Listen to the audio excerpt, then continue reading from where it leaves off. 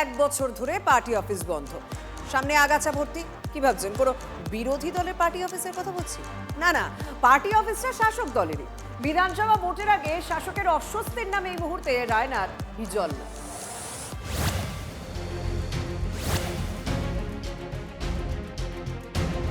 এই আগাছায় কাঁটার সংখ্যাই বেশি। উত্তর থেকে দক্ষিণ শাসক নেতারা আত্মবিশ্বাসের সঙ্গেই বলছেন চতুর্থবার ক্ষমতায় ফিরবেন, কিন্তু পূর্ব বর্ধমানের রায়নার হিজলনায় সেই আত্মবিশ্বাসে কি চির?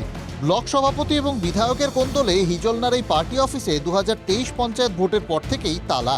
ভোটের আগে আবার একটা টুইস্টও আছে। এলাকার কিছু হেভিওয়েট যারা ব্লক সভাপতি বামদেব মণ্ডলের ঘনিষ্ঠ বলে পরিচিত ছিলেন, তারাই পাল্টি খেয়ে এবার বিধায়কের দিকে।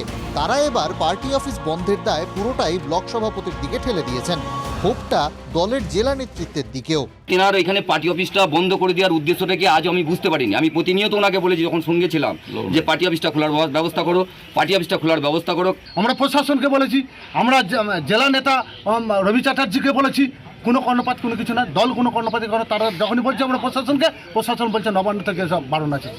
অস্বস্তি চরমে। জেলা নেতৃত্ব এই অস্বস্তি নিয়ে খুব বেশি মুখ খুলতে নারাজ। বিধায়ক সবটাই ছেড়েছেন দলের ওপর। আমরা হচ্ছে দলের দাস, কি দলের কৃতদাস। দল আমাদেরকে যে পারমিশনটা দেবেন, যখন আমাদেরকে যে নির্দেশিকাটা দেবেন, সেই অনুপাতে কিন্তু আমরা কাজ করব। ঠিক গোষ্ঠীদ্বন্দ্বের কারণে বন্ধ হয়েছে তা তো জানি না, তবে বন্ধ আছে এটা জানি, এবং খোলা হবে এটাও বললাম। বিতর্কের বল কি কেউ নিজের কোর্টে রাখতে নারাজ? কিন্তু কেন? বিজেপির মুখে শাসকের ভাগের অঙ্ক।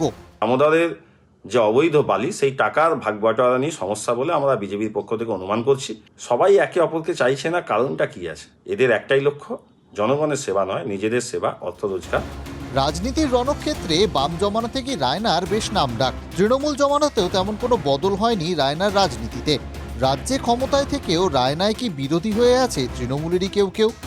পূর্ব বর্ধমান থেকে মনতোষ পোদ্দারের রিপোর্ট, TV9 বাংলা।